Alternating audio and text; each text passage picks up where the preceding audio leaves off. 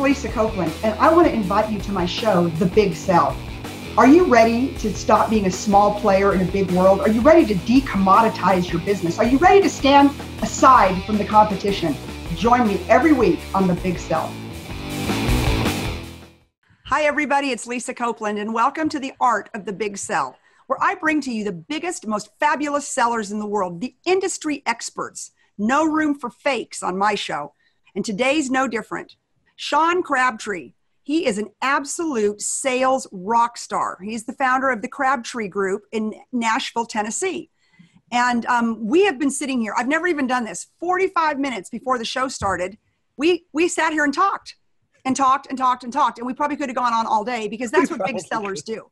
You know, if you're a big seller and you meet another big seller, then you're automatically connected. So everybody, I want to introduce you to Sean Crabtree. Hi, Sean. Welcome to the show. Lisa, thank you so much for having me. I tell you what, I am honored to be in the presence of the biggest big seller. I love it when people suck up. I just think it's awesome. Listen, when it's real, it's not sucking up. Okay, I have to ask you about that fabulous background. I'm sitting here. I'm having envy right now. Yeah. About your studio. Tell us about that beautiful, I know it's the Nashville skyline, but is that a painting? Is it a picture? No, this is an actual picture of the Nashville skyline.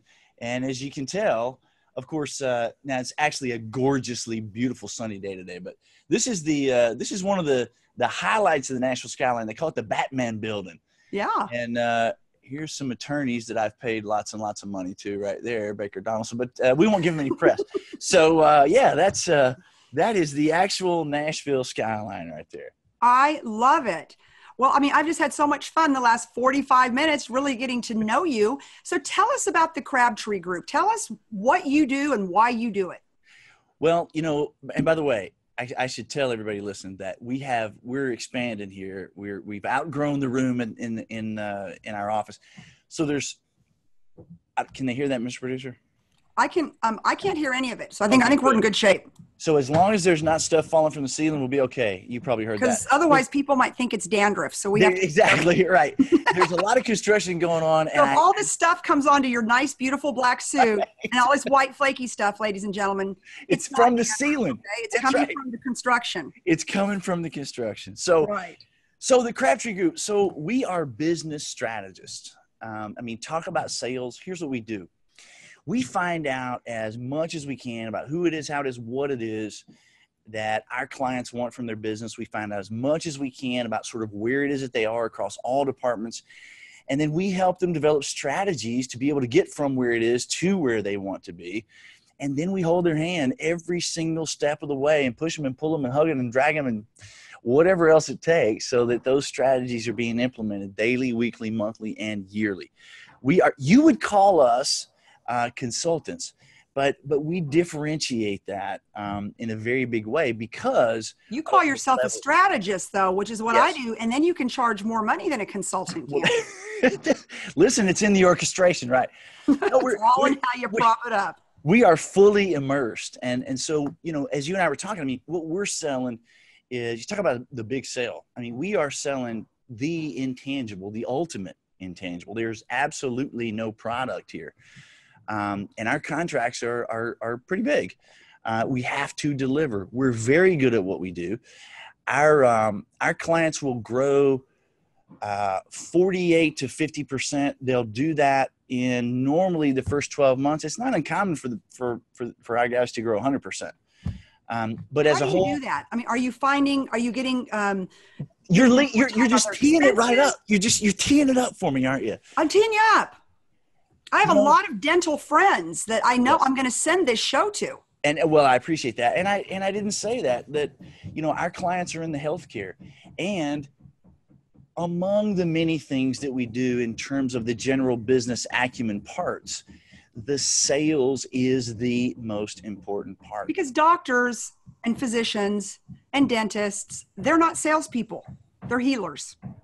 They're healers, and they very much care about their patients. And I mean, you know, a lot of them haven't yet understood that they need to embrace the concept of sales. Now, I know you can hear that. Sorry. No, it's all good. Good. I hope you can't hear it. Okay. These guys are banging away up there. But yeah, so, creating an organizational behavior, operating within the confines of that organizational behavior, creating systematic approaches with tracking and all of that. And yet sales is the biggest thing. It's what got me into this business a little over 21 years ago. How did you figure out that niche? I mean, so many of the big sellers, so many salespeople say to me all the time, they're like, Lisa, how do I find the best niche for me that I can make the most money? And, how did you find yours? I started in direct sales, as I know a lot of people who are listening and watching this are in direct sales. I love direct sales. I am direct sales. That is who I am. There's nothing that I love more than that. Right out of college, I started into a brand new industry called, at the time, cellular telephony. Now they call it telecommunications. But this is in the late 80s and the early 90s. We're talking dinosaur days of this technology, right? It was all analog. That's when the phones were the big ones. Like, I actually had a phone that had a leather bag. The bags. Yep. Yeah. They were 3 watts. And then we had the smaller ones. The industry, as all industries do, when they mature, they started to roll up. There started to be a lot of consolidation. And when we started, literally, there were 6 of us that made all the decisions. I had complete control over the sales in my tri-state sort of area. I had total control, total autonomy in terms of what I did and how I took care of my people. And, it was all about creating value. As the industry started to roll up, everything became more and more corporatized. My hands started becoming more and more tied. And actually, I got recruited by a client who, if you're familiar with Tony Robbins, this is when Tony was, of course, this is years ago. Tony was selling tapes.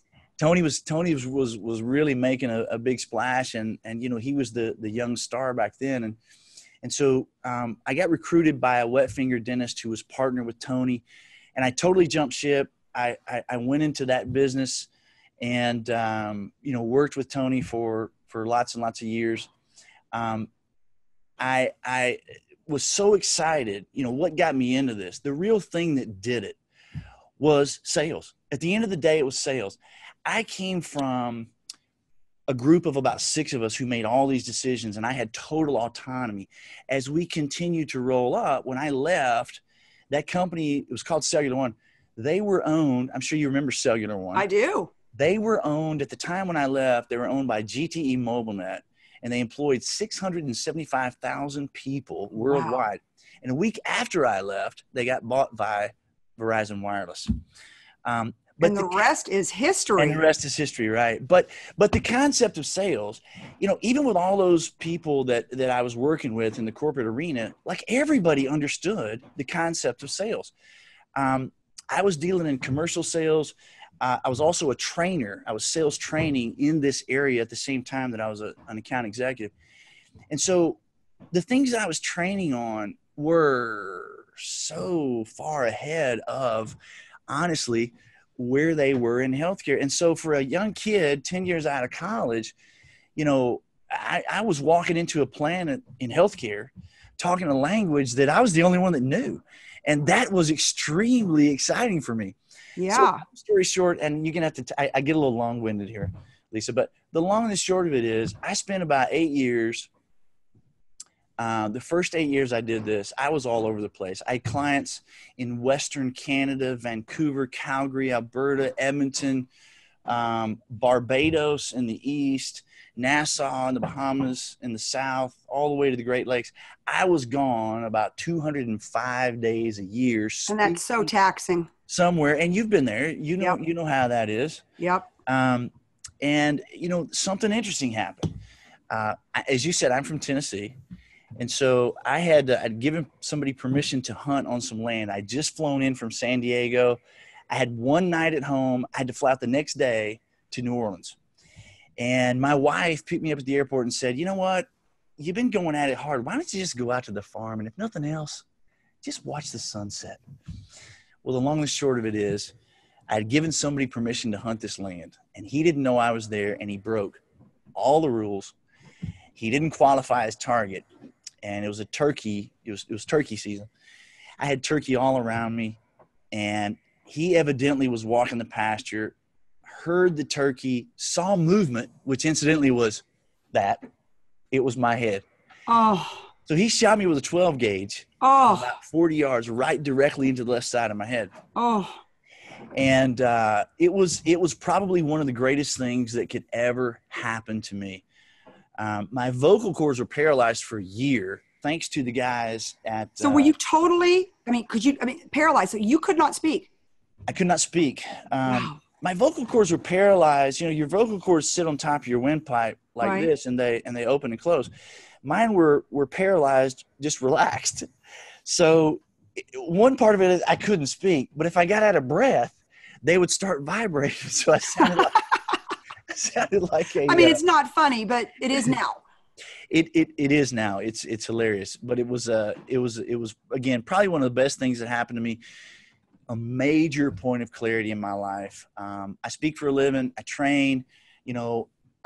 You sell. I couldn't strategize. Speak. I sell. I strategize. You got to be able to talk. It's all sales. I mean, it's all sales, right? So, I had several operations finally and they got this. And you're wondering, what I used to look like before, because this is not me. I used to look just like Matthew McConaughey. Totally. Well, there you have it. And they actually improved you. And you also got a nice haircut. So I'm super happy about that, because I don't think McConaughey looks like he cuts. I see him in town all the time. He lives here. And I don't think he washes it or cuts it ever. Yeah, I've heard that before. Yeah. So anyway, I learned the old saying that urgent things are not important and important things are not urgent, and that was a major point of clarity for me. So let me ask you. I want to go back to your vocal cords. So Sure. They're paralyzed. Did the doctors say that you may never speak again, or did they know at some point you would be able to speak again? They didn't know. They sent me to a voice specialist who, incidentally, at the time, they had just done the same procedure for Rod Stewart.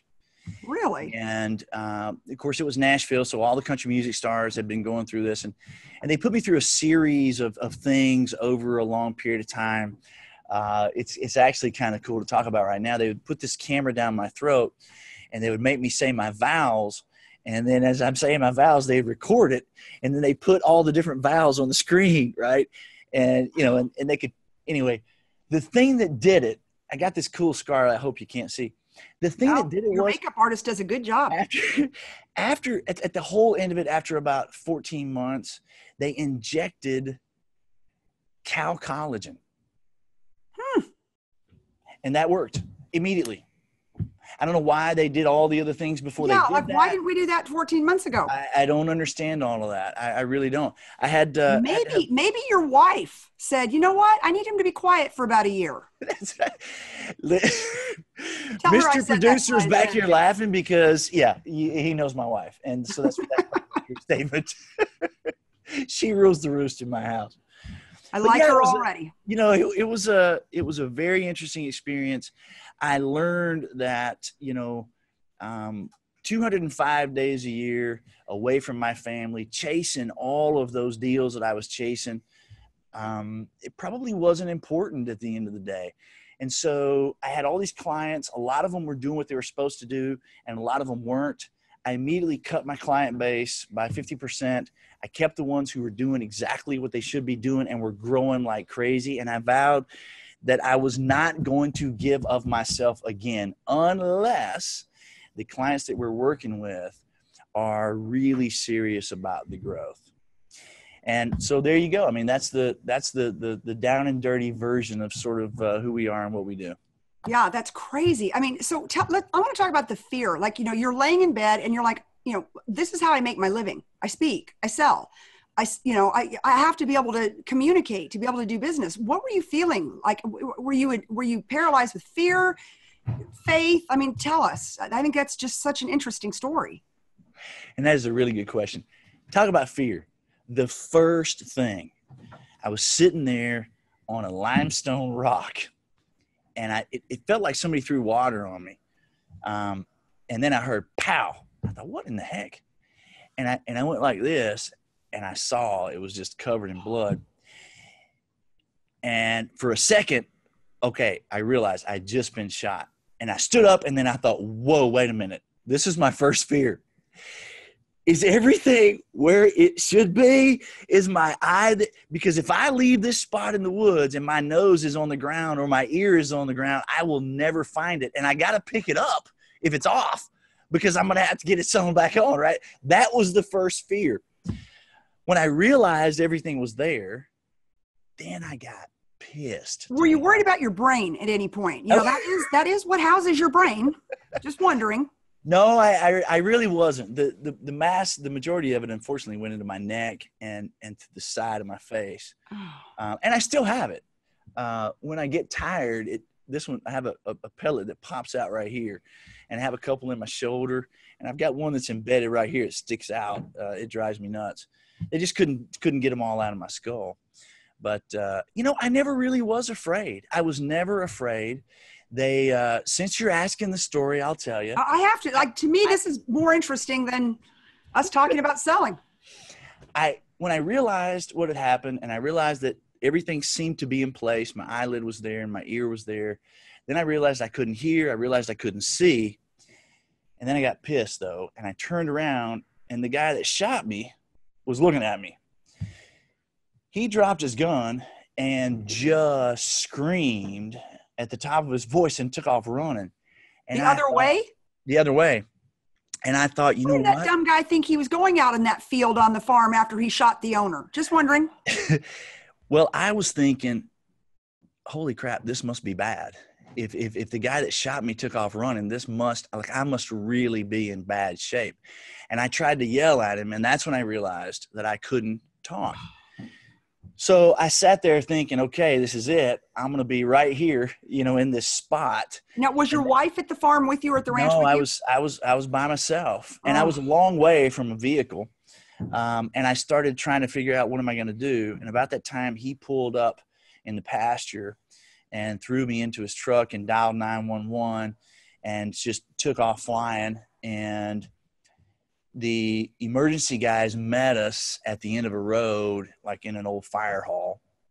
And of course, these guys, Lisa, you can imagine, they're like, they've been waiting their whole lives for this, right? They are like, oh, sweet. We finally got somebody here. That's right. So I had all this camouflage on, instead of taking it off, they're ripping out, they're cutting it all up and all, they're just like, you could tell they were loving this. Well, when they cut my clothes off, they had me on a gurney. When they cut my clothes off and threw it open, I heard all the shot hit the concrete floor, and I thought, wow, this really is pretty bad. The EMT told me that, you got, Mr. Crabtree, you have a major hematoma right here. We're really concerned about that. We called Life Flight. They should be here in just a minute. As soon as we get you on the helicopter, they'll be monitoring everything at Vanderbilt University. And it was just like what you see on television, man. It's almost like a soldier being shot. It was like a war zone. Well, I certainly would not compare myself. Yeah, but you're right. And I never, the whole time, the nurse was talking to me. She had me hooked up. They were reading the vitals, at the hospital while we were flying there. And she was asking me questions. Of course, I couldn't answer. But she asked me if I needed something for pain. And I said, I'm not really hurting, I was just so numb that I wasn't really hurting. Oh God. It never occurred to me that anything serious was going to happen. We landed on the roof of the hospital, and all these surgeons came running out, and they've all got do-rags on. I remember they had Budweiser do-rags on, and they're running. Oh, great. I'm getting the drunk surgeons. Yay me. That's right. The partiers. But yeah, they, he said, I remember him saying, Mr. Crabtree, you've got a serious hematoma right here. We don't know how close it is to your carotid artery. We've got to operate. And I started trying to say, is it going to leave a scar? What is it going to do? Here you are worried about your face again. I'm telling you, you might have been a woman in another life. Maybe so. But I said. Has anybody called your wife at this point? At this point, somehow, I can't remember, somehow somebody contacted somebody. Some friends of mine ran to my house, got my wife, my parents, her parents, all of our friends. These guys all were at the hospital shortly after I had after I went into surgery. The interesting thing too, just a little known fact here. Little known fact. That's what I love. I love scoop. Little known fact. If you ever have somebody get shot, they change your name. So in other words, they're not gonna, you get to the hospital, they're not, I'm looking for Sean Crabtree. Yeah, that's a GSW. That's a gunshot wound. A gunshot wound, they don't give away the real name. Really? So they gave me a fake name like Mark Hawthorne or something like that. I mean, it makes sense because it might have been a murder attempt or something. I never would have thought of that, right? But that's one What was your hospital name? Vanderbilt. No. What was your name? Oh, your, Mark. Your it was like Mark Hawthorne or something. Yeah. You're like, do I have an ear? What does my face look like? I got a new name. Like, what the hell is going on? You know what? That should be my new. I should write that down. It was Mark Hawthorne. Maybe that could be my. It could be your. It could be your like fake ID name or something. That'll be my author name. That'll be it could be your author name. I like that. And then you can get a little more juicy with your books. Right. Right. There you go. Yeah. So whatever. Okay. So what happened to the guy that shot you? Just have to ask. He's the one who needs to change his name. It sounds like. Yeah. Nothing. I mean, he wasn't arrested. Obviously, it was an accident. I was semi-kidding, but it was an accident. But those kind of people. He's one of those kind of people that, just bad stuff is always around him. He's just one of those people. I didn't really know him very well. One of my friends knew him, and he asked me to hunt, and I gave him permission. Bad mistake. Obviously, that was a big mistake. But, at the end of the day, it was an accident. And unfortunately, he had several series of bigger accidents after me. Oh, Lord. And so I don't even know where he is now. But, yeah. I mean, you break all the rules. I mean, you're in Texas. You probably hunt yourself. Guns, just for the record. You break into my house, you're dead. Because in Texas, I can shoot you on the front porch and drag you inside. That's right.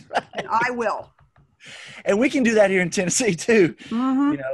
But I mean, that's the first thing you do. You don't, when you learn to handle a firearm, the first thing you do is qualify the target. And then you are looking at the backdrop of the target to see where the bullet's going to go. Right. And he just didn't do any of that sort of stuff. But again, Lord. It was a total blessing. It allowed I was going to say, I mean, it sounds like it was something that was meant to happen so that you would change the course of your life. And now look how wildly successful you are. And it sounds like you're at home 220 days a year versus on the road. Yes. And it allowed us to really get clear about, who's a good fit for who it is that we're looking for. And, right. So let me ask you this, because I think this is important when it comes to sales prospecting, when it comes to, and I'm like you, Sean, I won't just work with anybody. You can throw money at me all day long, but if I don't like you or I don't see that you've got integrity, or it's just not a good fit, I won't work with somebody. And I like that about you. But so as we're talking to the big sellers out there and they're trying to learn how to define if a customer is a good fit, tell us for you, what defines a good fit for a client? Oh, that's a great question. I've narrowed it down to 3 things. For me, a great client has got to be somebody who has a mindset for growth. They're not stuck in fear. They're not stuck in, a lot of limiting beliefs. The number one focus for them is, I want to get where I want to go, and I want you to help me get where I want to go. The second thing is they have to make a commitment. Yeah. Not only a commitment to us financially, but we usually set that financial commitment in a way that it's a big enough of a why for them to stay engaged, Yep. And the third thing is they have to be willing to address their team in a way that is, I call it addressing the obvious. All the big sellers out there who work with teams, you understand the concept of how valuable it is that you don't step around a problem and you don't avoid a problem. I mean, if you're trying to grow, the number one thing is you got to hit a problem right between the eyes. I don't mean a people problem. I mean, you have to address the obvious, right? You don't just allow it to be there. Those are the 3 major contributors to what we look for. And sometimes we sometimes we let one slip through that maybe we didn't It think. happens. So, It happens. Tell us how you fire a client or how you release a bad client, because I'm telling everybody out there right now, there's no amount of money there's no amount of money in the world to work with a bad client, because it will cost you money and mental health in the end. Remember and we communicate on the front end, about how it's going to look. And then when it comes time to let it go, it's not a good fit. It's not working. And that's pretty much it. I mean, That's the way we look at it. You're fired. That's right. I mean, I look at my clients as a relationship that I want to be in, and I want this to be a beneficial relationship. And if I'm going to invest everything that I have, and I do, and I will, because that's what we do, to that success, right? Then I need to know where you are in that game, and if you're not willing to play, then it's not a good fit. Yeah, it's not a good fit. And I love that number one, that you won't just work with anybody, and that two, that you're not afraid to release a bad client, because the bigger seller that you become, the more successful you become in this game of sales. The thing that we sell, you and I both sell it, Sean. We sell success. That's right. And we sell helping people be successful. And successful people don't work with people that they don't want to work with. And I think you've got to really lay the groundwork early in the relationship. And if it's not working, don't be led by the money. Walk away, because you'll find two more great clients that you enjoy working with, because I know you feel like I do. We only go around this sun one time. And the reason I think that you and I are both so successful is because we love what we do. Well, I love what I do because I love the clients that I work with. And the money always follows that. And the money always follows. There's no shortage of money. Do what you love what you do, and then the money will come. There's no shortage of money. Principle in the world. It was probably a Chinese proverb, but I'm trying to say I came up with it 20 years ago. I don't know. No, that's true of all of our clientele. I mean, we work in the healthcare arena. We also work outside of the healthcare arena. We do sales training. We do strategy training with reps in the industry all over the U.S. Actually, about 9 states. That is a lot of fun too. I mean, that is, working with the doctors like I work with and the people in healthcare. I mean, that's a blast, taking them from where they are to where they want to be. But getting to work with salespeople directly too, that's kind of where my home is. That's kind of where my heart is. Right. That's what I'm most excited about. I think right now is what we're doing with sales reps in the distribution side. Yeah. And it's so important because, I mean, when you help contribute to build a strong sales force, and I've said this forever, the only economic stimulus package I believe that this country ever needs is a strong sales force. And I mean, forget teaching people how to do anything. Teach them how to sell. They might be selling shoes, skirts, cars, real estate, training, consult. It doesn't matter. But, you want to teach somebody to be successful, teach them how to sell. I'd love to know. I mean, this is an awesome group that you have, right? The big sellers. I'd love to know, of all the people that are in this group, I'd love to know how many of them were told, like I was told as a child, you know what? If you just learn how to sell, everything will be okay. It doesn't matter where you go. It doesn't matter what you do. If you will learn the art of the sale. Yes. You can. And what is so funny? My dad was an entrepreneur, and he told me that. So I've been selling. I was told the same thing. Yep. Yeah. And in fact, the first game that I can remember that my dad bought me was Donald Trump's The Art of the Sale, or The Art of the Sale. Awesome. Art of the Deal. Art of the Deal. Art of the Deal. I mean, I still have the game somewhere. It's got to be worth something, right? But it was a board game, and my dad has been passed away for 10 years, but he would be one happy dude right now with Trump sitting there in office. I can tell you that. Yeah. He loved that guy. But that being said, I'd love for you to post a video in our group and ask that question, because I think it's a great question. And I'm going to bet the majority of the people did not have the same experience we did. I would think that's exactly the case. I can't be the only person, or you and I can't be the only people who were told that. Right. No, absolutely. I was told a lot of things, but that was one of them. Yeah. And it's just interesting because, so many people, they say to me all the time, they're like, oh God, I'm just terrified to sell. I would much rather have a job where I've got a guarantee. And I'm like, really? You want to be mediocre? You want to be stuck your whole life? Do you want to know that you're never going to make any more money? So the house you're living in right now, take a good look at it, because you're not moving out of it.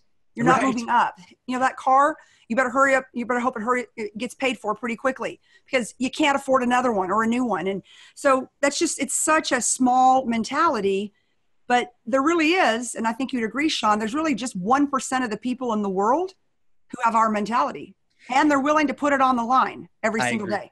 Listen, I totally agree. And I'm in this conversation on a daily basis. I'm cutting videos on this conversation on a daily basis. Listen, here's the thing. You can be like a super seller. You can be, part of this group and be in the big sale, or you can consider yourself, I'm in business and I'm not in sales. Listen, if you are in business, you are in sales. If you lead a team, you're in sales. If you answer the telephone and you're a receptionist, you're in sales, because if you ever want to get off of that receptionist job, you better be able to sell somebody on the fact that you need to move up. Right. I was interviewing somebody the other day, and he was a marketing company, and he was the CEO of a marketing company, and he said something, and I didn't know quite whether I should let it go. We had the clock going, but he said, I've been in marketing for a lot of years, and I don't like sales. I'm not a salesperson. I don't see myself as sales, because when I think of a salesperson, I think of a vacuum cleaner kind of. Go ahead and say it. You want to say car salesman. And car salesman. And you know what? I mean, here's the thing. I think I'm the one that coined this phrase. Okay. Okay. There is a reason that salespeople are the highest paid people on the planet. It's because it's a profession. It is a profession. And there are bad vacuum cleaner salespeople and bad car salespeople, just like there are bad judges, just like there are bad attorneys, just like there are bad lawyers, or medical doctors, fill in the blank, dentists, right?